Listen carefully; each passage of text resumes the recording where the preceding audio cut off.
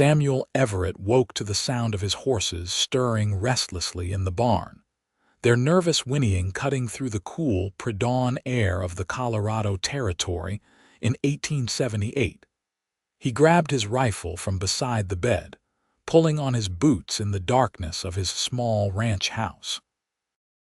Cattle rustlers had been hitting spreads throughout the region, and he had worked too hard building this place from nothing to let thieves take what was his. The moon hung low and full as he crossed the yard, his breath misting in the September chill. The barn door stood slightly ajar, which sent his heart racing because he always secured it at night. Samuel pushed through the entrance slowly, rifle raised, eyes adjusting to the deeper darkness inside. The horses had calmed somewhat, but his mare Bess still shifted nervously in her stall. He moved forward carefully, scanning the shadows between the hay bales and equipment. Then he saw her. A woman lay curled in the corner of an empty stall, wrapped in a worn blanket, her long black hair spread across the straw. She wore buckskin clothing decorated with beadwork, and even in sleep, her face held a serene beauty that made Samuel lower his rifle slightly. She was native, likely Ute given this was their traditional territory, and she appeared to be alone and unarmed. Samuel stood there uncertain. The relationship between white settlers and the Ute people in Colorado had been tense for years, growing worse with each passing season as more ranchers and miners pushed into tribal lands. But this woman did not look like a threat. She looked exhausted. He cleared his throat. "Madam, you are trespassing on my property." The woman's eyes opened immediately, alert but unafraid. She sat up gracefully, pulling the blanket around her shoulders. In the dim light filtering through the barn slats, Samuel could see she was young, perhaps in her early 20s, with striking features and dark eyes that seemed to look right through him. "I mean you no harm," she said in clear English, her voice soft but steady. "The spirits told me to come here." "They said you needed help." Samuel blinked, unsure he had heard correctly. "The spirits told you I needed help," she nodded, standing slowly with her hands visible, showing she carried no weapons. "I am called Juniper Bennett. My father was a trapper named William Bennett. My mother was Ute. I walk between both worlds, and sometimes the spirits show me things in dreams. Last night they showed me this barn, these horses, and a man who faces danger he cannot see coming. They told me to come, so I came." Samuel studied her face, looking for signs of deception or madness, but found neither. She spoke with calm conviction, as though what she said was simply fact. He lowered the rifle completely, though he did not set it aside. "My name is Samuel Everett. This is my ranch. I have been here 3 years, working this land alone since my brother died helping me build it. I do not know what danger you think I am facing, but I do not need help from spirits or anyone else." Juniper tilted her head slightly, regarding him with what might have been pity. "The spirits do not make mistakes. Perhaps you do not see the danger yet, but it is coming. I was sent to help you face it. I ask only for shelter and food in return. When the danger has passed, I will leave if you wish it." The whole situation felt absurd. Samuel had lived a practical life, believing in hard work, fair dealing, and the things he could see and touch. Spirits and visions belonged to campfire stories, not real life. Yet something in Juniper's steady gaze made him hesitate. She had come alone to a stranger's property, unarmed and vulnerable, because of a dream. That took either tremendous faith or tremendous courage, possibly both. "You can stay in the barn for now," he heard himself saying. "There is fresh water in the trough outside, and I will bring you breakfast after I tend the animals. But if you try anything at all, you will regret it. Understood?" "Understood. Thank you, Samuel Everett. You will not regret showing me kindness." He left the barn feeling confused and slightly foolish.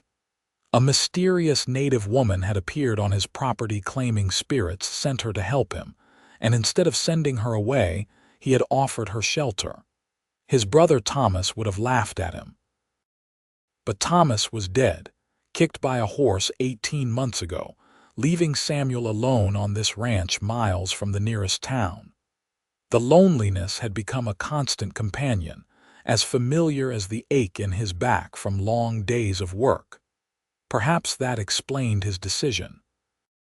Or perhaps, deep down, something in her words had resonated with the unease he had been feeling lately, a sense that something was not quite right. Samuel went through his morning routine, feeding the horses and checking on his small herd of cattle grazing in the near pasture. Everything appeared normal. The sun rose over the eastern mountains, painting the sky in shades of gold and pink. His land looked peaceful and beautiful as always, giving no hint of approaching danger. He made extra bacon and biscuits, then carried a plate out to the barn along with a tin cup of coffee. Juniper had tidied the stall where she had slept and was gently stroking his mare Bess, speaking to the horse in a mixture of English and what he assumed was Ute. The mare, usually skittish with strangers, seemed completely calm. "She is a good horse," Juniper said, accepting the food with a grateful nod. "But she carries old pain. Someone beat her before you owned her." "The man I bought her from was rough with his animals," Samuel admitted.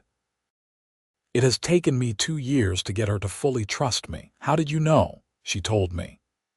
Juniper said this as casually as if she had said the horse had brown eyes. At Samuel's skeptical expression, she smiled slightly. "Not in words, but animals communicate if you know how to listen." "It is something my mother taught me." She ate quickly but with careful manners, clearly hungry but not willing to show desperation. Samuel found himself curious about her story. "You said your father was a trapper. Where is he now? Dead these past 4 years." "He was a good man who loved my mother truly.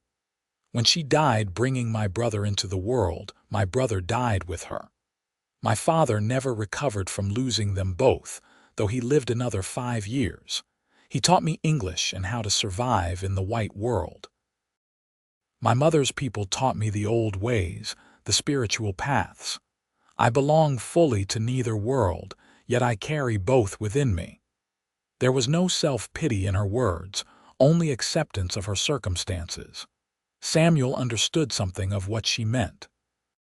His own father had disowned him and Thomas when they decided to head west, instead of taking over the family's dry goods store in Ohio. He had not spoken to his father since, and now Thomas was gone too. He belonged nowhere except this ranch he had built with his own hands. "I am sorry for your losses," he said quietly, "and I for yours. Your brother's spirit lingers here still. He worries about you being alone." Samuel felt a chill run down his spine. "What do you mean his spirit lingers?" "Some spirits remain tied to places or people they loved. Your brother was not ready to leave you. He tries to watch over you still, but there are things coming he cannot protect you from. That is why the spirits sent me." This was too much for Samuel's practical mind. "Look, I appreciate that you seem to believe what you are saying, but I do not hold with talk of ghosts and spirits. Thomas is dead and buried on the hill behind the house. That is the end of it." Juniper finished her breakfast and handed him back the empty plate. "Belief or disbelief does not change what is true, but I will not force my knowing on you. I will simply stay and help as I was instructed. What work needs doing today?" Samuel almost laughed. "You want to do ranch work? I am stronger than I look. My father taught me to trap and hunt. I can mend things, tend animals, and I am learning the ways of cattle from watching your neighbors' ranches. Put me to work, Samuel Everett. I will earn my keep." Against his better judgment, Samuel found himself agreeing. He set her to mucking out the stalls and repairing a section of fence that had been sagging. He expected her to struggle or complain, But when he checked on her mid-morning, she had finished the stalls and was expertly mending the fence, her hands quick and capable. They worked in companionable silence through the day. Samuel found Juniper's presence oddly comforting. She moved with quiet efficiency, never needing instructions repeated, and had an intuitive understanding of the animals that impressed him. By evening, they had accomplished more than he usually managed alone in a full day. He made dinner for both of them, a simple stew with vegetables from his small garden. They ate on the porch as the sun set, painting the mountains in purple and gold. "You have built something good here," Juniper said, looking out over his land. "But you are tired, Samuel. Tired of being alone, tired of working without rest, tired of grief you will not let yourself feel." Her words struck too close to truth. "You do not know me well enough to say such things." "Perhaps not. But the spirits see clearly, and they have shown me much about you. They showed me a man who left his home seeking freedom and found hard work and sorrow instead. They showed me a man who blames himself for his brother's death, though there was nothing he could have done. They showed me a man who has forgotten what it means to hope for something beyond survival." Samuel set down his bowl, his appetite suddenly gone. "My brother died because I asked him to work with a horse we both knew was dangerous. I needed that horse broken, and Thomas said he could do it. I should have said no. I should have done it myself. So yes, I blame myself, and I have every right to do so. Your brother made his own choice. He chose to help you because he loved you. Honoring his sacrifice means living fully, not punishing yourself forever." "You sound very wise for someone who cannot be more than 22 or 23 years old." "I am 23, and wisdom has little to do with years. It has to do with listening, watching, and accepting what the world teaches you." Juniper turned to look at him directly, her dark eyes catching the last light of day. "The danger I spoke of will reveal itself soon. When it comes, you must trust me, even if what I say seems strange. Will you promise to try?" Something in her intensity made Samuel nod. "I will try. But I make no promises beyond that." That night, Samuel lay in bed unable to sleep, thinking about the mysterious woman in his barn. She unsettled him in ways he could not quite name. It was not just her talk of spirits and visions, though that was strange enough. It was the way she looked at him, as though she could see past all his defenses to the lonely, grieving man beneath. No one had truly seen him since Thomas died. He had become invisible even to himself, just a collection of daily tasks and survival instincts. He woke before dawn, as always, but found Juniper already up and tending to the horses. She had found Thomas's old hat and coat, and for a moment in the dim light, Samuel's heart clenched. Then she turned, and the illusion broke. "I hope you do not mind," she said, indicating the clothes. "The mornings are cold, and these were sitting unused." "It is fine. They were my brother's, but he would have wanted them used." Samuel's voice came out rougher than intended. They fell into a routine over the next 3 days. Juniper proved invaluable around the ranch, working alongside Samuel with quiet competence. She spoke little, but when she did, her words carried weight. She pointed out a weak spot in the barn roof he had missed, noticed one of his cattle developing a limp before Samuel did, and somehow managed to coax his temperamental rooster into actually staying in the coop at night. On the 4th morning, Samuel woke to find Juniper standing on his porch, staring toward the eastern road with an expression of deep concern. "What is wrong?" he asked, joining her. "They are coming. 3 men, maybe 4. They carry bad intentions." Her voice was tight with certainty. Samuel looked down the road but saw nothing except empty land. "I do not see anyone. They will be here by midday. You must prepare." "Prepare for what?" "Juniper, you cannot expect me to take up arms against people based on a feeling you have." She turned to him, and he saw fear in her eyes for the first time since they met. These men mean to take everything from you. They will try to kill you, Samuel. I have seen it clearly. Please trust what I am telling you." The absolute conviction in her voice shook him. "Even if I believed you, what would you have me do? I cannot shoot men who have done nothing wrong." "No, but you can be ready. You can be watchful.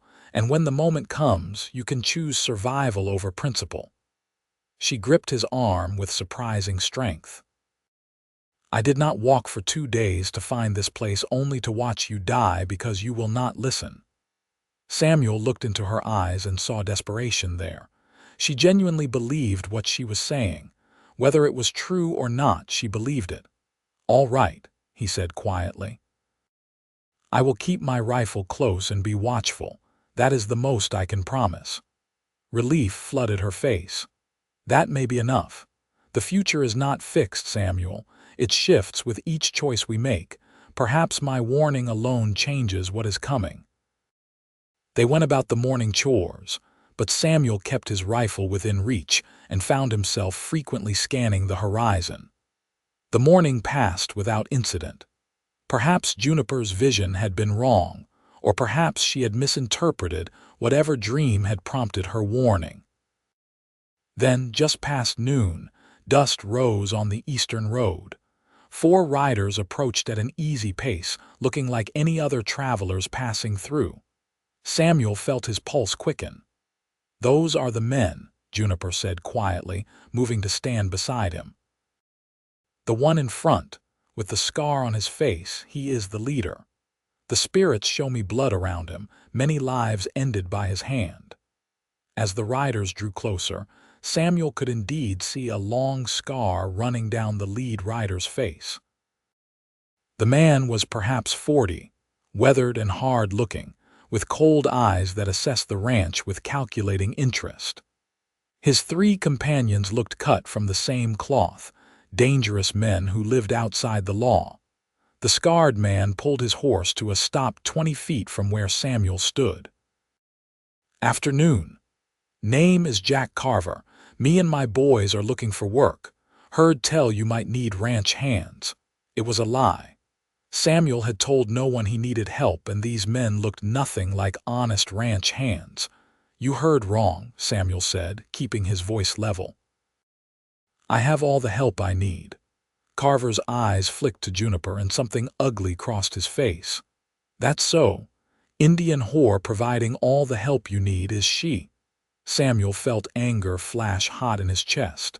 "You will leave my property now. You are not welcome here." One of Carver's men laughed, a mean sound. Carver himself leaned forward in his saddle, his hand resting casually on his gun. "See, that is not very friendly. We have ridden a long way and we are tired.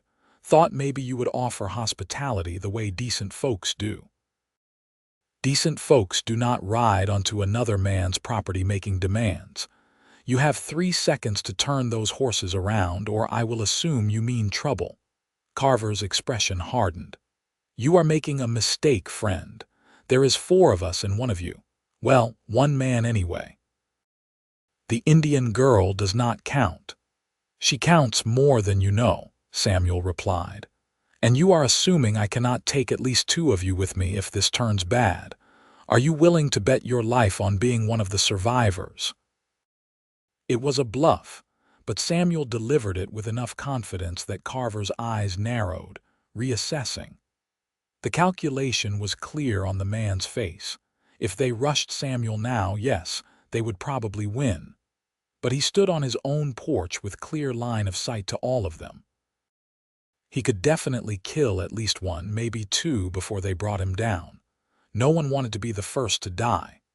"We will go," Carver said finally. "But you just made yourself an enemy friend. You might want to think about that, out here alone the way you are." "I am not alone," Samuel said, and felt Juniper step closer to his side in silent agreement. Carver's gaze lingered on Juniper with such naked malice that Samuel tightened his grip on his rifle. Then the man spat in the dirt, wheeled his horse around, and rode off with his men following. Samuel watched until they disappeared from sight, his heart pounding. Then he let out a long breath and turned to Juniper. "You were right," he said simply. "Yes, but this is not over. Carver will come back, probably tonight. He will try to burn you out or worse. We must prepare." "How do you know all this?" "Because I saw it in my vision. I saw many possible futures branching from this moment. In most of them, terrible things happen. But in some, you survive. We survive. Together." Samuel looked at this woman who had appeared in his barn less than a week ago. She had warned him of danger he had not believed possible, and she had been proven right. More than that, she had stood beside him when those dangerous men arrived, claiming her place at his side without hesitation. "What do we need to do?" he asked. Relief washed over Juniper's face again. "First, we move the horses to the far pasture. If they try to burn the barn, I do not want the animals trapped inside. Then we prepare the house. Water barrels in case of fire, positions where we can watch all approaches. You have ammunition, enough for a fight if it comes to that." "It will come, but we will be ready." They worked quickly through the afternoon. Samuel herded his horses and handful of cattle to the furthest pasture, where a natural spring provided water. Juniper gathered supplies, filled every container with water, and helped Samuel board up the windows on the ground floor of his small house, leaving only gun ports to shoot through. As sunset approached, Samuel realized they were essentially preparing for a siege. The absurdity of the situation would have made him laugh if it were not so deadly serious. "I still do not understand how you saw all this," he said as they finished the preparations. Juniper paused, considering her words carefully. "My mother had the sight. She saw things before they happened. It skipped me until my father died. That night, I dreamed of his death before the messenger arrived to tell me. Since then, the visions come sometimes when I sleep, sometimes when I am awake. They show me fragments of futures, possibilities. When I saw you in my dream, I saw a good man who would die without warning. The spirits asked me to prevent that death if I could, so I came. You could have been killed approaching my barn in the dark. I nearly shot you before I saw you were asleep and unarmed. I know. The spirits protect me when I follow their guidance. I have faith in that, even when I am afraid." Samuel studied her face in the fading light. She was beautiful, he realized, though he had been trying not to notice. The strength in her features matched the strength in her character. In less than a week, she had become someone he relied on, someone he trusted in a way he had not trusted anyone since Thomas died. "I am glad you came," he said quietly. "Whatever happens tonight, I am glad I am not facing it alone." Juniper met his eyes and something passed between them, an understanding that went beyond words. "I am glad too. The spirits showed me a lonely man, but they also showed me a good one. That is rare, Samuel Everett, worth protecting." They ate a cold dinner as full darkness fell, not wanting to light lamps that would make them visible targets. Samuel positioned himself at the front window while Juniper watched the back. The waiting was the hardest part, each minute stretching out endlessly. "Tell me about your brother," Juniper said softly from across the room. "What was he like?" Samuel felt the familiar grief rise up but pushed through it. "Thomas was 3 years younger than me but braver than I ever was. He laughed easily, made friends everywhere we went. When I decided to come west, he did not hesitate to join me. He believed in this dream of building something of our own, maybe even more than I did. You miss him very much. Every day. This place was supposed to be for both of us. Now it is just me, working land that should have been our shared future. Perhaps that is why his spirit lingers. Perhaps he stays because he knows you need him still. I do not know if I believe in lingering spirits, but I know that sometimes when I am working, I feel like he is here. I catch myself starting to say something to him before I remember he is gone." "That is him," Juniper said with quiet certainty. "That feeling you get. He has not left you, Samuel. He stays because love does not end with death. It transforms, but it endures. Samuel felt emotion clog his throat. He had never spoken of Thomas to anyone since the funeral. Keeping the grief locked inside had been easier than facing it. But Juniper's gentle questions and acceptance created a space where the words could finally emerge. I should have been the one breaking that horse. Thomas was the better rider, so I let him do it. But I was older. I should have protected him. You were partners. He made his choice as an equal, not as someone you sent into danger. Can you not see the difference? I see a brother who would still be alive if I had done things differently. Perhaps. Or perhaps you would both be dead. Or perhaps the horse would have killed you and Thomas would be the one left alone, drowning in guilt. You cannot know what might have been, Samuel. You can only live with what is. Before Samuel could respond, Juniper tensed. They are here. 2 from the front, 2 circling to the back. Samuel saw nothing, but he had learned to trust her instincts. He gripped his rifle tighter, ears straining for any sound. Then he caught it, the faint creak of a boot on the porch step. Everett, Carver's voice called out, we do not want trouble. Just come out and talk like reasonable men. Samuel said nothing, watching the darkness through his gun port. Have it your way then, Carver shouted. A moment later, something crashed through the upstairs window. Samuel heard liquid splashing, smelled kerosene. Then came the flare of a match. Fire, Samuel shouted. He could hear flames catching above them, spreading fast across the dry wooden floor. The back door, Juniper said urgently. We have to go now. But leaving meant exposing themselves to Carver and his men. They would be cut down the moment they emerged. Wait, Samuel said. He had an idea born of desperation. Follow me and stay low. He led Juniper to the root cellar door in the kitchen floor. The cellar connected to an old mining tunnel, a relic from before he had bought the property. He had explored it once and found it led nearly 100 yards away to a concealed exit in a stand of trees.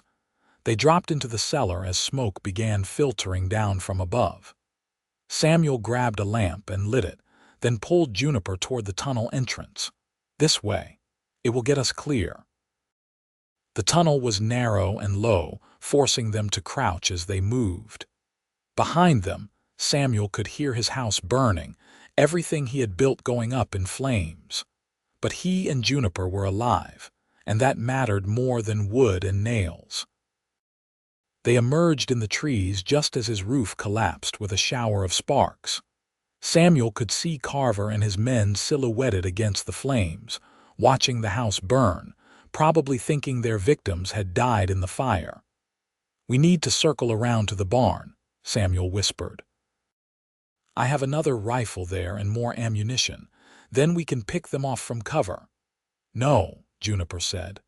Look. Samuel followed her gaze. 2 of Carver's men were heading toward the barn, clearly planning to burn it too. If they reached it, Samuel would lose his remaining supplies and any chance of survival through the coming winter. I have to stop them, Samuel said. We will stop them, together. They moved quickly through the darkness, using the fire's light to navigate while staying out of its glow. Samuel's heart pounded as they closed the distance to the barn. The 2 men had just reached the door when Samuel stepped out of the shadows. Stop right there, he commanded, rifle raised. The men spun, reaching for their guns. Samuel fired, catching one in the shoulder. The man went down screaming. The second man got a shot off that went wide. Then Juniper threw a rock that caught him square in the temple. He dropped like a stone. Shots rang out from near the burning house. Carver and his remaining man had realized their prey was still alive. Bullets whined through the air as Samuel and Juniper dove into the barn. You should have died easy, Carver screamed, his voice ragged with rage. Now it is going to be hard. Samuel positioned himself at the barn door, rifle ready. He could see Carver and the last man using the water trough for cover, occasionally popping up to fire shots that splintered the barn wood. "You're trapped," Carver yelled. "That barn will burn just as easy as the house. Give up the Indian girl and I will let you live." "Not a chance in hell." Samuel shouted back. "Your funeral, then." Samuel saw one of the men moving to flank them, trying to circle around to the barn's side. He drew a bead and fired, clipping the man's leg. The man howled and fell back. "Juniper, can you reload?" Samuel asked. "Show me how." He quickly demonstrated, and she proved a fast learner. Together they kept up a steady defense, preventing Carver's men from advancing. But Samuel knew they could not hold this position indefinitely. Eventually, Carver would try to burn them out or simply wait until their ammunition ran low. "The spirits showed me this moment," Juniper said quietly as she handed Samuel the reloaded rifle. "They showed me two paths. In one, we die here. In the other, we trust each other completely and survive. What is the difference between those paths? In the path where we live, you let me do something that will seem impossible. You trust me even though every instinct tells you not to." Samuel looked at her. "What do you need to do?" "I need to walk out there and talk to them." "No, absolutely not. They will kill you instantly." "They will not. Carver is superstitious. He fears medicine people, spirit talkers. My mother's people, the Ute, were known for powerful medicine. If I present myself as such, he will listen before he shoots." "That is insane. You are asking me to let you walk into certain death." "I am asking you to trust what I know. The spirits will protect me, and while I hold his attention, you can move to a better position. You can end this." Samuel felt torn between the practical reality of the situation and the impossible trust Juniper was asking for. Everything in his experience told him this plan would fail, but everything in the past week had defied his experience. Juniper had seen danger coming when he saw nothing. She had been right about Carver returning. She had led him to survival when death seemed certain. "If you die out there, I will never forgive myself," he said. "If I die, I will not need your forgiveness, but I will not die. Trust me, Samuel, please." He looked into her eyes and saw absolute certainty. Against all reason, against all sense, he found himself nodding. "Tell me what you need me to do." Juniper explained her plan quickly. When she finished, Samuel wanted to argue to find any other way, but he had given his word. "Be careful," was all he said. She touched his face gently, her palm warm against his cheek. "I will return." "The spirits have shown me much about our futures, Samuel Everett. I do not intend to lose what I have seen." Before he could ask what she meant, Juniper walked out of the barn, her hands raised, her voice carrying clear across the distance. "Jack Carver. I am Juniper Bennett, daughter of the Ute medicine woman White Dawn. I have walked the spirit paths. I have seen your death, Jack Carver. I have seen the face of the man who will kill you if you do not leave this place." Carver emerged from behind the trough, his gun trained on Juniper but his face uncertain. Samuel used the distraction to slip out the barn's back entrance, circling wide to get behind Carver's position. "You are trying to trick me, girl," Carver said, but his voice held doubt. "No trick. The spirits do not lie. They have shown me your past, Jack Carver. They showed me the woman in St. Elmo that you killed 3 years ago. They showed me the stagecoach you robbed outside of Denver. They showed me the innocent blood on your hands. How could she know these things?" Samuel wondered. Even as he moved into position, he marveled at Juniper's courage and the uncanny accuracy of her words. Carver had gone pale, his gun wavering. "She was going to report me," Carver said, almost defensively. "She saw my face during the robbery. I did not have a choice. There is always a choice. And tonight you face another one. Leave now and perhaps you escape justice for a while longer. Stay and die. The spirits do not lie, Jack Carver. They show me your body lying in this dirt if you do not turn away." Samuel had reached his position. He could see Carver clearly now, the man's weathered face twisted with fear and anger. The remaining accomplice looked ready to bolt. "I do not believe in spirits," Carver said, but his voice shook. "Belief matters not. You came here to kill a good man and steal his land. Instead, you have burned his home and accomplished nothing. Your men are wounded. You are outnumbered. The spirits ask you one more time, will you leave or will you die?" "Outnumbered," Carver laughed harshly. "There is just one man and one witch." "Wrong," Samuel said from behind him, his rifle centered on Carver's back. "Drop your weapon now." Carver spun, trying to bring his gun around. Samuel fired once, catching Carver in the chest. The outlaw stumbled backward, shock replacing the fear on his face. He fell hard, his gun dropping from nerveless fingers. The last accomplice threw down his weapon instantly, hands high. "Do not shoot. I am done, I am out. Get your friends and get off my land," Samuel said coldly. "If I ever see any of you again, I will not show mercy twice." The man scrambled to gather his wounded companions, loading them onto horses and fleeing into the night. Carver lay where he had fallen, his breathing shallow and rapid. Juniper knelt beside him, her face sad. "I tried to warn you. The spirits always speak true." "How did you know?" Carver gasped. "About St. Elmo, about Denver. The spirits showed me. They show me many things. They showed me you had a chance to change, but you chose this path every time." Carver's eyes went distant. A moment later, he was gone. Samuel stood looking down at the man he had killed. He had never taken a life before. The weight of it settled on him, heavy and cold. Juniper rose and came to his side. "You did what was necessary. He would have killed us both without hesitation. There is no sin in protecting life, Samuel."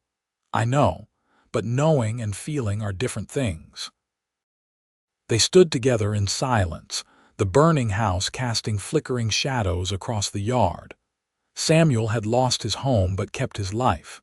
It seemed a fair trade, though the devastation felt overwhelming. "We need to check on the animals," Juniper said gently, "and move the cattle back to water. In the morning, we can assess what remains." Samuel nodded, grateful for practical tasks to distract him from the emotional turmoil. They spent the rest of the night watching the fire burn itself out, tending the animals and guarding against any possible return of the surviving outlaws. As dawn broke over the mountains, Samuel stood surveying the ruins of his house.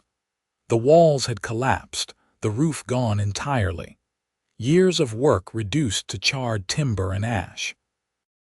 But the barn still stood, the animals were safe, and Juniper stood beside him, her presence a comfort he had not known he needed. "I have to go into town," Samuel said. "Report what happened to the sheriff. File a claim if there even is a legal claim to be made against dead outlaws." "I will go with you," Juniper said.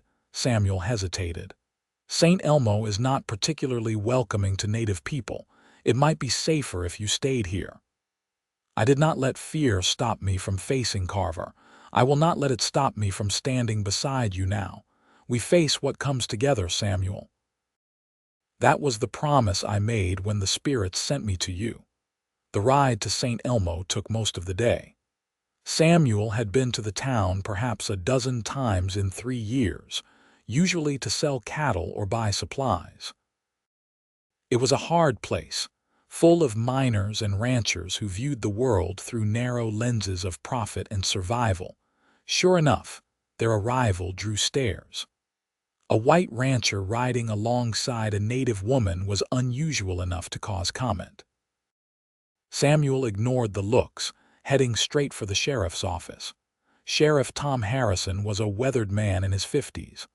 Honest but worn down by years of dealing with the constant conflict between settlers and tribes. He listened to Samuel's story with increasing concern.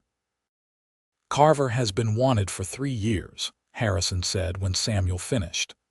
There is a reward for information leading to his capture, dead or alive.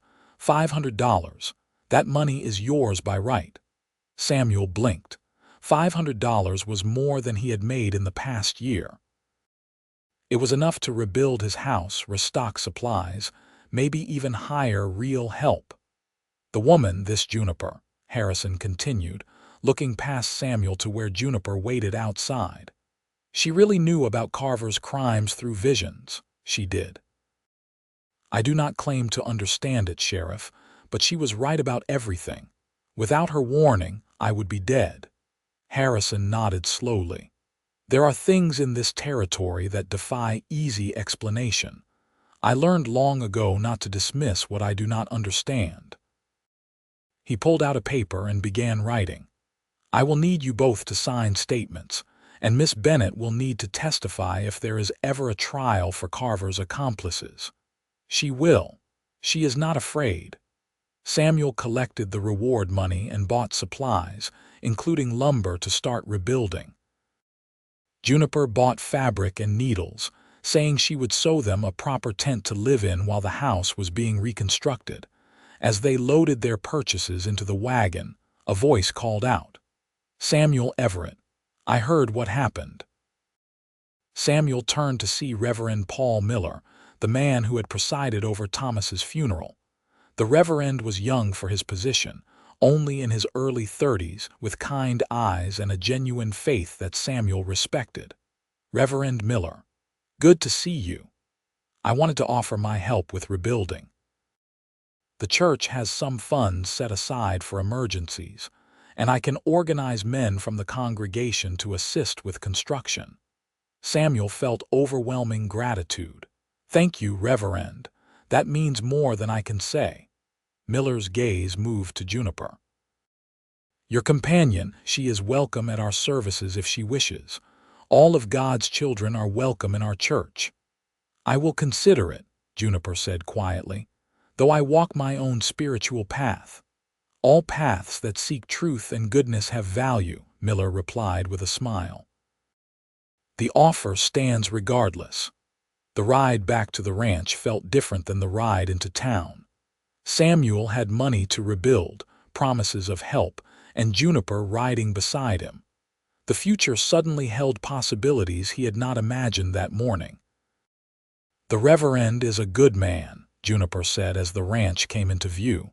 "He is one of the few who practices what he preaches about love and acceptance. You respect him."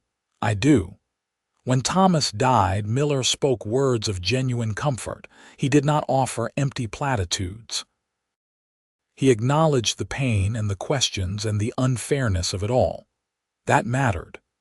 They made camp near the barn, setting up a large tent with the supplies they had bought. It was crude shelter, but it was dry and solid.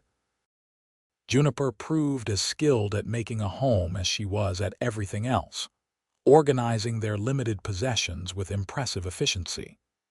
That evening, sitting by the fire, Samuel found himself studying Juniper's face in the flickering light. She had saved his life, stood beside him against violence, and never asked for anything in return. More than that, her presence had begun to fill the loneliness that had defined his existence since Thomas's death. "What did you mean earlier," he asked, "when you said the spirits had shown you our futures? What did you see?" Juniper met his eyes, her expression unreadable. "I saw many possible futures. In some, you send me away once the danger passed, and you return to your lonely existence. In others, I stay, I help you rebuild. We work this land together." "And which future do you want?" "I want the one where I stay, if you will have me." Samuel's heart beat faster.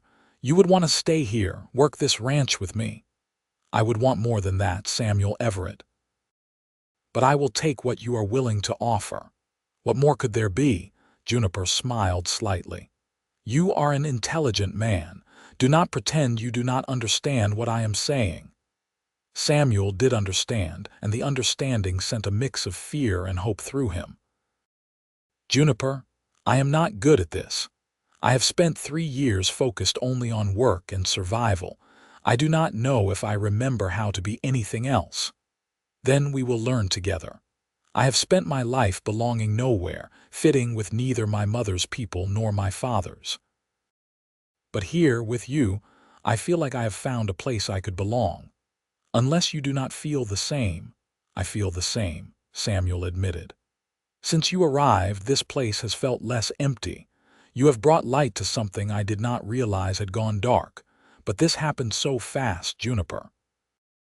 Less than a week ago, I did not know you existed. Time is strange. Sometimes years pass in an instant. Sometimes a week contains a lifetime of experience. What matters is not how long we have known each other, but whether we recognize in each other something worth holding on to. Samuel stood and walked to where she sat. He knelt beside her, taking her hand in his. I recognize that in you. From the moment you stood beside me facing Carver, maybe even before that, you are the bravest, strongest person I have ever known. If you truly want to stay, to build a life here together, then I want that too. Joy lit Juniper's face. She leaned forward and kissed him softly, her lips warm against his. Samuel felt something in his chest that had been frozen since Thomas's death finally began to thaw. I will stay, she whispered. I will stay for as long as you want me. That might be a very long time. Good. They sat together by the fire, hands clasped, watching the stars emerge in the vast Colorado sky. Samuel marveled at how completely his life had changed in less than a week. He had gained a partner, a purpose beyond mere survival, and something that felt remarkably like hope. Over the following weeks, they worked together to rebuild. True to his word, Reverend Miller organized men from St. Elmo to help with construction. They raised a new house, larger than the first, with proper windows and a solid stone fireplace. Juniper worked alongside the men, her strength and skill earning their respect despite initial skepticism. Samuel noticed how the townspeople's attitudes toward Juniper gradually shifted. At first, they had been suspicious, uncomfortable with her presence. But as they saw her work ethic, her intelligence, and her genuine kindness, acceptance grew. She healed a child's burned hand with herbs when the doctor was unavailable. She helped an older rancher locate his missing cattle using tracking skills learned from her mother's people. She won hearts through simple goodness. 3 months after the night of the fire, the new house stood complete. It was a moment of triumph, made sweeter by the fact that Samuel had not achieved it alone. Juniper had been beside him every step of the way. That evening they hosted a small gathering to thank everyone who had helped. Neighbors who Samuel barely knew came bearing food and good wishes. Reverend Miller blessed the house with words that honored both Christian and native traditions at Juniper's request. As the guests departed, Samuel and Juniper stood on their new porch, watching the sunset paint the mountains gold. "I have something to ask you," Samuel said, his heart pounding. Juniper turned to him with that slight smile she wore when she knew what he was going to say before he said it. "My mother's wedding ring," Samuel continued, pulling a small box from his pocket. "I have been carrying it since she died. I always thought I would give it to Thomas's wife someday. But Thomas is gone and you are here, and I cannot imagine my future without you in it. Juniper Bennett, will you marry me? I have been waiting for you to ask since the night you first trusted my vision," Juniper said, taking his hands in hers. "Yes, Samuel Everett, I will marry you. I will stand beside you, work beside you, and build a life beside you. The spirits brought me to you for a reason, and I believe with all my heart that this is it." Samuel slipped the ring onto her finger, marveling at how perfectly it fit, as though it had been meant for her all along. He kissed her deeply, pouring into that kiss all the gratitude and love and amazement he felt. They married a month later in Reverend Miller's church. The ceremony brought together an unusual mix of people. White ranchers sat beside members of the Ute tribe, some of whom remembered Juniper's mother and came to honor her daughter. It was a small testament to the power of love to bridge divides that usually seemed insurmountable.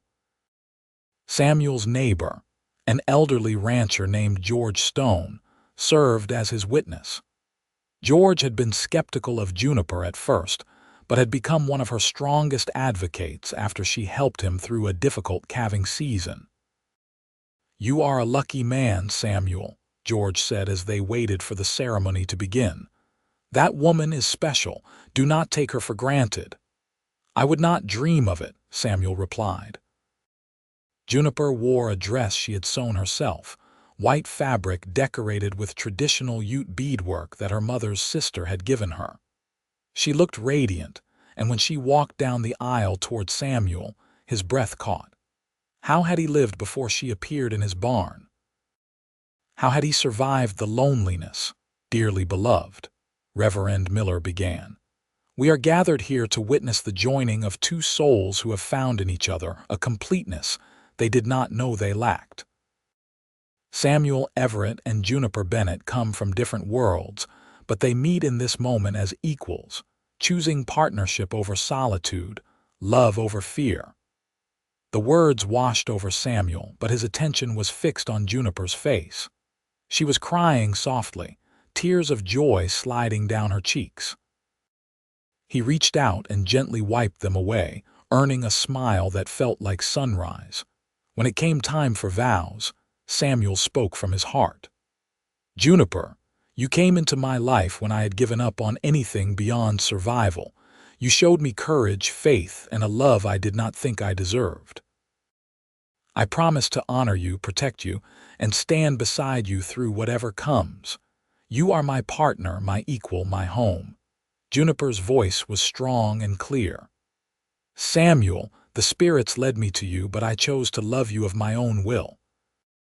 I promise to share your burdens, celebrate your joys, and walk beside you on whatever path we choose. You gave me a place to belong when I had none. I will make sure you never feel alone again." Reverend Miller pronounced them husband and wife, and Samuel kissed his bride to the sound of applause from their unusual congregation. They walked out of the church into bright autumn sunshine, hand in hand, ready to begin their shared life. The celebration continued at the ranch, where long tables had been set up under the open sky. There was music and dancing, food from both white and native traditions, laughter that echoed across the land. Samuel found himself surrounded by community in a way he never had been, not even when Thomas was alive. Late in the evening, George Stone pulled Samuel aside. "I wanted you to know, a few of us have been talking. We are thinking about forming an association, ranchers in this region looking out for each other. After what happened with Carver, well, it reminded us that we are stronger together than alone. We would like you and Juniper to be part of it." Samuel felt gratitude swell in his chest. "We would be honored." "Good. We meet next month in St. Elmo. Bring that wife of yours. She has a good head on her shoulders and we could use her insights." As the night deepened, guests gradually departed until only Samuel and Juniper remained. They stood together looking at their ranch, their home, bathed in moonlight. "Are you happy?" Samuel asked softly. "Happier than I knew was possible," Juniper replied. "The spirits showed me this future, but living it is more wonderful than any vision. You are more than I hoped for, Samuel." "I feel the same. Sometimes I still cannot believe you are real, that this is my life now. Believe it, I am very real and this is only the beginning." They went into their house, closing the door on the world outside. In the privacy of their bedroom, Samuel held his wife close, marveling at the warmth of her body against his, the reality of her presence. They made love slowly, tenderly, learning each other with patience and care. Afterward, lying in the darkness with Juniper's head on his chest, Samuel felt a peace he had not known since childhood. All the grief, all the loneliness, All the pain of the past 3 years had led to this moment. He would not have chosen the path, but he could not regret the destination.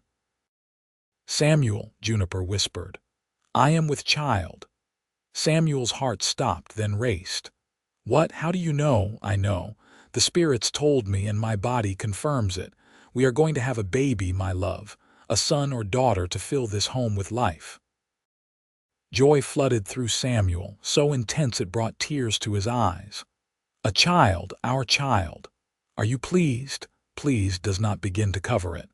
"I am overwhelmed, Juniper. This is more happiness than one man deserves. You deserve every bit of it. You have worked so hard, suffered so much. Now you receive the rewards of your faith and perseverance." They talked late into the night, making plans for the baby, for the future, for the life they would build together. Samuel found himself imagining a son or daughter learning to ride, helping with the cattle, growing strong under the Colorado sun. He imagined teaching his child everything Thomas had taught him, keeping his brother's memory alive through the next generation. Winter came, and Samuel worked to ensure they had sufficient supplies to weather the coldest months. Juniper's pregnancy progressed smoothly, her belly growing round as the snow piled high. They spent long evenings by the fire, reading together, talking, simply existing in each other's presence. Juniper taught Samuel about her mother's traditions, the stories and beliefs that had shaped her worldview. Samuel found himself fascinated by the way she saw the world, the interconnectedness of all living things, the belief that spirits moved through everything. "You still see visions?" he asked one snowy evening. "Sometimes.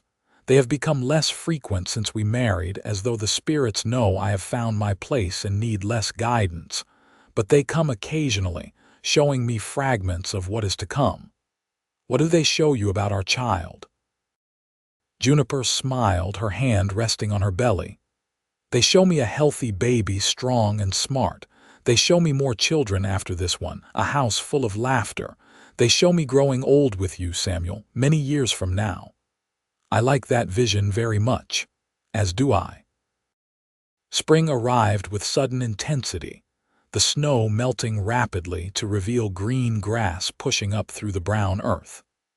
Juniper's time grew near, and Samuel found himself anxious despite her calm certainty that all would be well.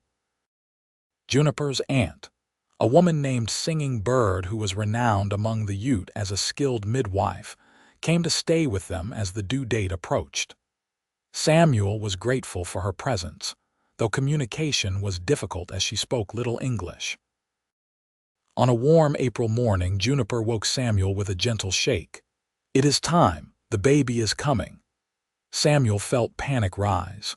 "Should I fetch the doctor from town?" "No need. My aunt is here and the birth will go smoothly, but I want you with me, Samuel. I want you to meet our child the moment he or she enters the world." The labor lasted through the morning and into the afternoon. Samuel stayed at Juniper's side, holding her hand, offering water, feeling helpless in the face of her pain. But Juniper faced it with the same courage she brought to everything, breathing through contractions, trusting her body and her aunt's guidance. Finally, as the sun began to set, a baby's cry filled the room. Singing Bird held up a squalling infant, cleaned it gently and placed it in Juniper's arms. "A son," Juniper said, her face radiant with joy and exhaustion. "We have a son, Samuel." Samuel looked down at his son, tiny and red-faced and perfect. The baby had Juniper's dark hair and what appeared to be Samuel's nose. He was the most beautiful thing Samuel had ever seen. "What should we name him?" Samuel asked, his voice thick with emotion. "I was thinking Thomas," Juniper said softly. "Thomas Everett, in honor of the brother whose land we build upon, whose spirit helped bring us together." Samuel felt tears stream down his face. "Thomas, yes, that is perfect." He held his son for the first time, marveling at the weight of him, the reality of this new life he and Juniper had created. Thomas Jr., named for the brother Samuel had loved and lost. It felt right, a way of bringing Thomas into this new chapter of the family story. Singing Bird stayed for 2 weeks, teaching Juniper and Samuel how to care for the baby, ensuring Juniper recovered her strength.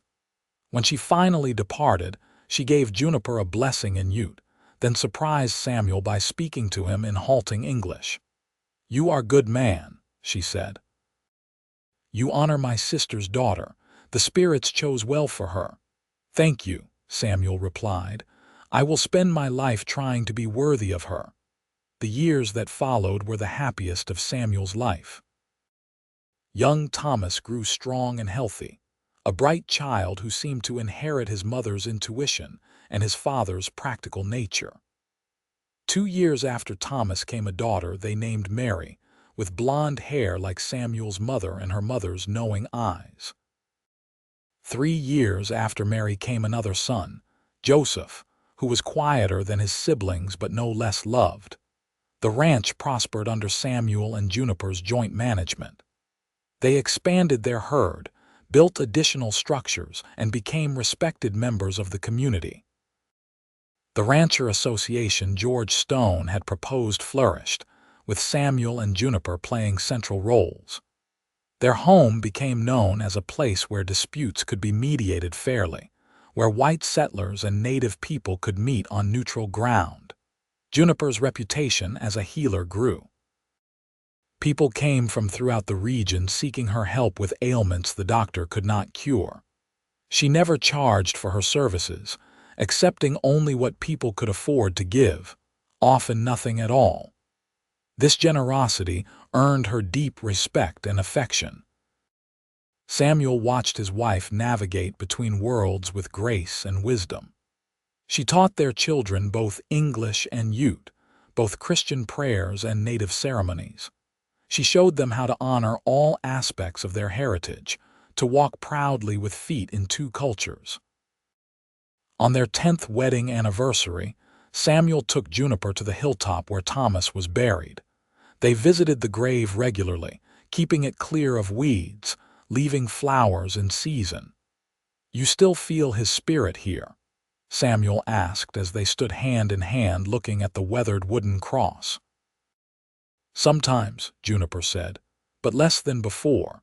I think he has finally moved on, satisfied that you are happy and cared for. He can rest now, knowing his sacrifice was not in vain. I hope he knows how grateful I am. For everything he did, everything he was. I hope he knows I think of him every day. He knows. Love transcends death, Samuel. It always has, it always will." They stood in comfortable silence, watching their children play in the meadow below. Thomas Jr., now 9, was teaching Mary and Joseph how to skip stones in the creek. Their laughter carried on the wind, sweet and pure. "I have been thinking," Samuel said. "Perhaps we should expand the house again. We have 3 children, and who knows, there might be more. We could use more room." Juniper smiled. "I was going to tell you tonight, but I suppose now is as good a time as any. We will definitely need more room. I am pregnant again, Samuel. Our 4th child is coming." Samuel swept her into his arms, spinning her around despite her laughing protests. 4 children. We are going to need an even bigger house. And more help with the cattle. Thomas will be old enough soon to take on real responsibilities. And I was thinking, perhaps we could hire someone from town. Give a young person a chance to learn ranching the way you and Thomas learned. "You are always thinking of others," Samuel said fondly. "That is one of the many reasons I love you. I learned from the best. You opened your home to a stranger in your barn, Samuel. You trusted when reason said not to. That generosity shaped everything that came after." They walked back down the hill together, joining their children by the creek. Samuel felt a contentment so deep it almost frightened him. After years of struggle and loss, he had found a happiness that felt almost too good to be true. But it was true. It was real. and he would never take it for granted. The fourth child, another daughter they named Ruth, arrived healthy and strong. The house felt alive with noise and energy, children running through rooms, playing in the yard, helping with ranch chores as they grew older enough. Samuel and Juniper managed it all with patience and love, building a family culture that honored hard work, kindness, and respect for all people. Years passed in a rhythm of seasons and growth.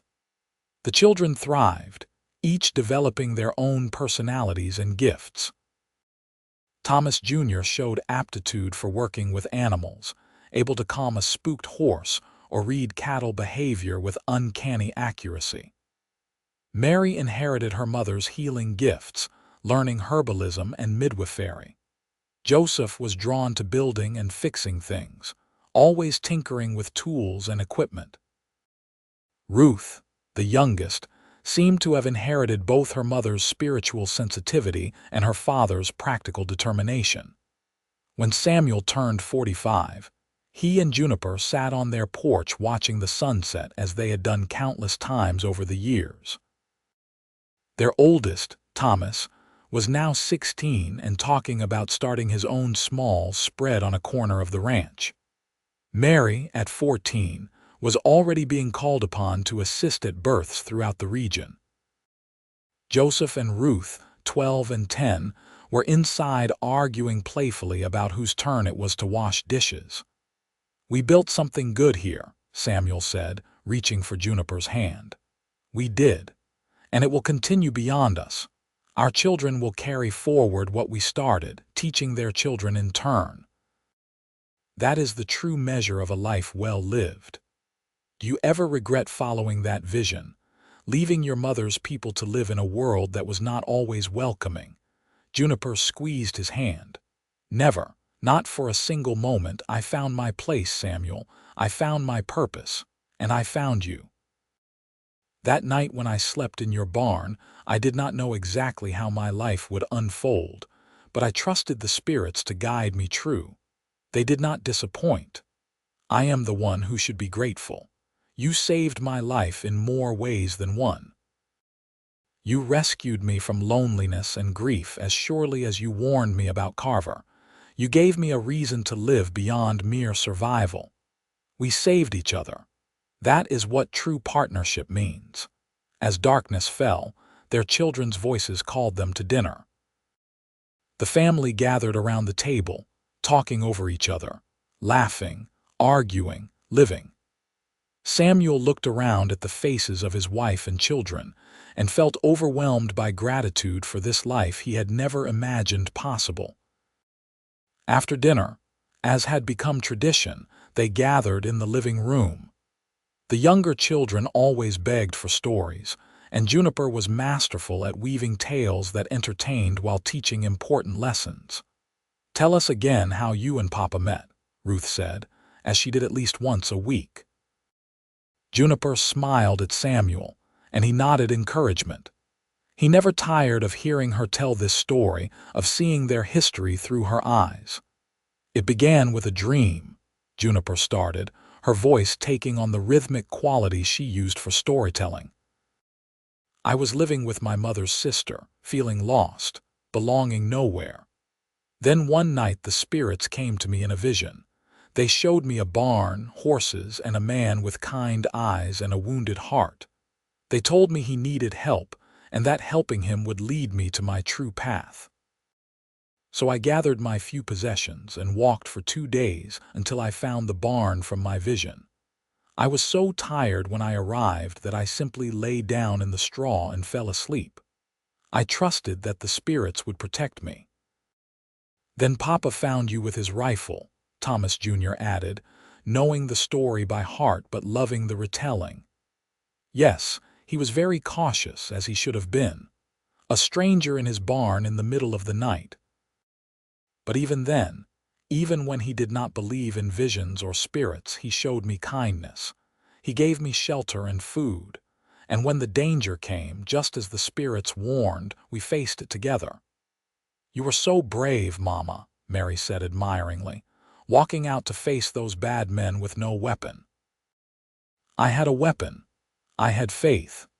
And I had your father watching my back, ready to protect me if my faith proved misplaced. That is what partnership means, children. Trusting each other, supporting each other, being brave together. Samuel listened to his wife tell their story, marveling as always at the path that had brought them to this moment. If someone had told him 15 years ago, when he was alone and grieving on this ranch, that he would someday have a wife and 4 children, a thriving spread and deep happiness, he would have called them crazy. But it had all come true, born from that strange night when a woman appeared in his barn claiming spirits sent her. Later, after the children were in bed, Samuel and Juniper sat together on their porch in the cool evening air. "I have been thinking about the future," Juniper said quietly. "Thomas wants to start his own place. Mary talks about traveling, learning from other healers. The children are growing up, Samuel. Soon they will have their own lives. Does that sadden you? A little. But mostly it fills me with pride. We raised them well. They are strong, capable, kind. They will make their own marks on this world, just as we made ours. Yes, though I hope their paths are easier than ours were." Samuel pulled her close. "Whatever paths they walk, they will have the foundation we gave them. They know they are loved. They know they belong. Those are gifts beyond measure." They sat in comfortable silence, 2 people who had found each other against impossible odds and built a life that honored both their histories. The stars emerged overhead, brilliant in the clear mountain air, and somewhere in the night an owl called, its voice carrying across the land they had made home. More years passed. Thomas Jr. did start his own small operation on the far edge of the ranch, marrying a girl from St. Elmo and starting a family of his own. Mary traveled for 2 years, learning from healers throughout the West, before returning home to establish her own practice. Joseph apprenticed with a carpenter in town, before coming back to build houses for the growing community. Ruth, the youngest, showed no interest in leaving, declaring she would stay and help run the ranch alongside her parents for as long as they needed her. Samuel and Juniper grew older together, their hair graying, their faces weathering with time and sun. But their love never dimmed. If anything, it deepened, enriched by decades of shared experience, weathered storms and quiet triumphs.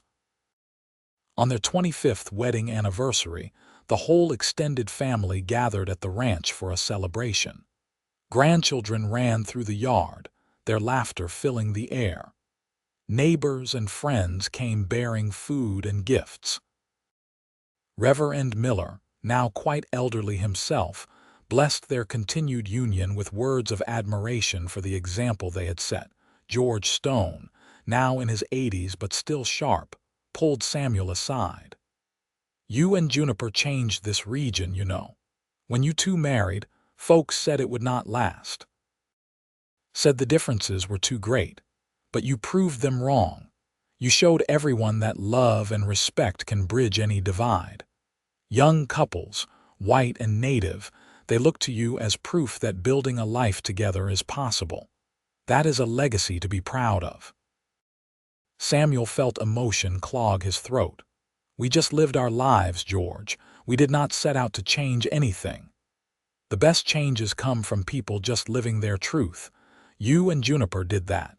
You are still doing that." As the celebration wound down and the guests departed, Samuel and Juniper found themselves once again on their porch, the place where so many important conversations had happened over the years. 25 years, Samuel mused. It feels like a lifetime and a moment all at once. Because it is both. We have lived lifetimes together, Samuel, experienced more than many people do in much longer marriages. And yet, when I look at you, sometimes I still see the uncertain man who found me in his barn, trying to decide if he should trust a strange woman's visions. I am glad I trusted you. It was the best decision I ever made. The spirits knew what they were doing when they sent me to you, though I believe we would have found each other somehow, even without their guidance. Some souls are meant to meet. Samuel took her hand, noting how both their hands bore the marks of decades of hard work, calluses and scars that told the story of their lives. "Do you still have visions?" "Rarely now. The spirits speak to me mostly in quiet ways, gentle guidance rather than dramatic dreams. They know I am where I am supposed to be, doing what I am meant to do. There is no need for strong intervention." "Have they shown you how much longer we have?" Juniper smiled. "They have shown me that we have years yet, my love, many more sunsets to watch together. Many more grandchildren to spoil. Do not worry about the end while we are still living the middle." And they did have more years, precious years of watching their family grow and flourish. Samuel worked less as his joints stiffened, allowing Ruth and her husband to take over most of the ranch operations. Juniper still healed when called upon, but she too slowed down, content to tend her herb garden and teach her knowledge to Mary and several apprentices. They became the elder statesmen of the community. People sought their counsel on everything from business disputes to family conflicts. Their porch became an unofficial court where fairness and wisdom could be found. On Samuel's 60th birthday, the whole family gathered again. There were now 8 grandchildren, ranging from infants to teenagers, and talk of great-grandchildren on the horizon. The house Samuel and Juniper had built and rebuilt and expanded was bursting with life and love. That evening, after everyone had gone to bed, Samuel and Juniper took their customary walk to Thomas's grave. The wooden cross had been replaced with a proper stone marker years ago, engraved with the words "Thomas Everett, beloved brother, his spirit lives on." "I wish he could have known all this," Samuel said, as he always did. "I wish he could have met Juniper, held his namesake, seen what became of the dream we started together." "He knows," Juniper said with quiet confidence. "He has always known. His spirit watched over us all these years, taking joy in our joy. Tonight I feel his presence strongly. He is so proud of you, Samuel, of the life you built, the family you raised, the man you became." Samuel felt his brother's presence too, a warmth in the cool evening air, a sense of approval and love that transcended death. "Thank you, Thomas," he whispered, "for everything. For believing in me, for coming west with me, for staying close even after you left. I love you, brother." The wind picked up gently, rustling through the grass, and Samuel imagined he could hear his brother's voice in it, saying the words he would have said if he could. "I love you too. Now go home to your wife and family. That is where you belong." Samuel and Juniper walked hand in hand back to their house, passing through rooms filled with the evidence of their shared life. Photographs on the walls, furniture they had built or bought together, children's drawings saved over the years, the accumulation of decades of love and work. In their bedroom, preparing for sleep, Juniper suddenly paused. "Samuel, there is something I need to tell you. The spirits came to me today in a vision, the first strong one in years." Samuel felt a chill of concern. "What did they show you?" "They showed me the end of our story. Not for many years yet, but they wanted me to know, to be able to prepare you. They showed me that we will go together, Samuel. Neither of us will have to endure the loss of the other. When our time comes, we will pass within hours of each other, peacefully, surrounded by our family. They gave me this vision as a gift, so we would not fear the future." Samuel felt tears fill his eyes. The thought of losing Juniper had haunted him for years, the terror of returning to the loneliness he had known before she came. To know they would not be separated, even by death, was an indescribable relief. "Together," he said. "That is all I could ask for. We came together and we will leave together. Our spirits will walk on side by side just as we have in life. That is what the spirits showed me, and they do not lie." They held each other that night with extra tenderness, grateful beyond words for the knowledge they had been given, for the life they had shared, for every moment from that first meeting in the barn to this night so many years later. The years continued their steady march. Samuel and Juniper grew quite old, their children now middle-aged, their grandchildren starting families of their own. The ranch passed fully into Ruth's capable hands, though Samuel still liked to sit on the porch and offer advice when asked. They became legendary in the region, the rancher and his native wife who had built an empire of love and acceptance, who had bridged cultures and raised a family that honored both heritages. People came from far away just to meet them, to ask their blessing or seek their wisdom. On a golden autumn afternoon, when Samuel was 78 and Juniper 77, they sat together on their porch as they had done thousands of times before. The mountains glowed with fall colors, aspens turning brilliant gold against the evergreen pines. The air smelled of wood smoke and coming winter. "It is a beautiful day," Juniper said softly. "Every day with you has been beautiful," Samuel replied. Their family gathered that evening, responding to some unspoken summons, the knowledge that this time together was precious. They ate dinner as they always had, talking and laughing, sharing stories. Samuel looked around the table at the faces of his children, grandchildren, and great-grandchildren, and felt complete. After dinner, he and Juniper went to bed early, claiming exhaustion. They lay down together, her head on his chest as it had been that first night as husband and wife, nearly 50 years ago. "I love you, Samuel Everett," Juniper whispered. "From the moment the spirits showed you to me until this very moment and beyond, you have been my home, my partner, my heart. And you have been my salvation, Juniper. You gave me a life worth living, a love worth having, a future I could never have imagined.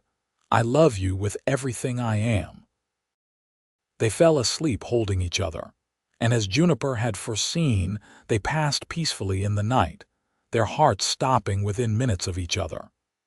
When Ruth came to wake them the next morning, she found them still entwined, peaceful expressions on their weathered faces. The family mourned, as families do, but there was also a sense of rightness to it. Samuel and Juniper had lived fully, loved deeply, and left a legacy that would continue through generations. They had come together through the guidance of spirits and their own brave choices, building something beautiful from unlikely beginnings. They were buried side by side on the hill next to Thomas, 3 graves overlooking the ranch they had built, the life they had created. The headstone read, "Samuel and Juniper Everett, beloved parents, grandparents, and great-grandparents who showed us how to love." In the years that followed, their descendants continued to gather at the ranch, sharing stories of Samuel and Juniper, keeping their memory alive. The tale of how they met became family legend, told and retold to each new generation. The spirits sent her, and she trusted. He doubted but chose faith.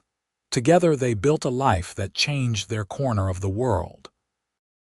Thomas Jr., who had reached old age himself, often brought his own great-grandchildren to the hilltop graves. "Your great-great-grandparents were special people," he would tell them. "They taught us that love sees no boundaries, that courage comes in many forms, and that trusting in something larger than yourself can lead to miracles."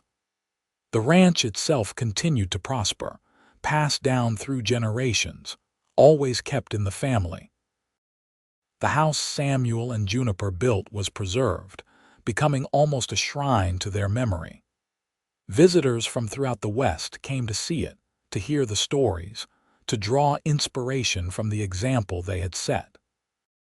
And on quiet evenings when the wind blew just right across the Colorado mountains, some family members swore they could feel the presence of Samuel and Juniper still, watching over the land they had loved, the family they had created, the legacy they had left. The The spirits had brought them together for a purpose, and that purpose had been fulfilled beyond anyone's imagining. Their love story became part of the region's history, taught in schools alongside tales of other pioneers. But unlike many frontier stories of conflict and conquest, theirs was a story of unity, of two people from different worlds who found common ground in each other. It offered hope that bridges could be built, that understanding could triumph over prejudice, that love could heal wounds both personal and cultural. The last great-grandchild who had known them personally lived to be 96 years old. On her deathbed, she told her children and grandchildren gathered around, "I was only small when they passed, but I remember them. I remember great-great-grandma Juniper's gentle hands and knowing eyes. I remember great-great-grandpa Samuel's warm laugh and strong arms. But most of all, I remember how they looked at each other like they were seeing the most precious thing in the world. That is the legacy they left us, not just the land or the stories, but the example of how to truly love another person. Hold on to that. Pass it down. Make sure it never dies." And they did hold on to it, generation after generation. The story of the rancher who found a native woman sleeping in his barn, the woman who said the spirits told her he needed help, and the love that grew between them against all odds. It was a story that began with trust and ended with triumph, a testament to the power of faith, courage, and opening your heart to unexpected miracles. The end.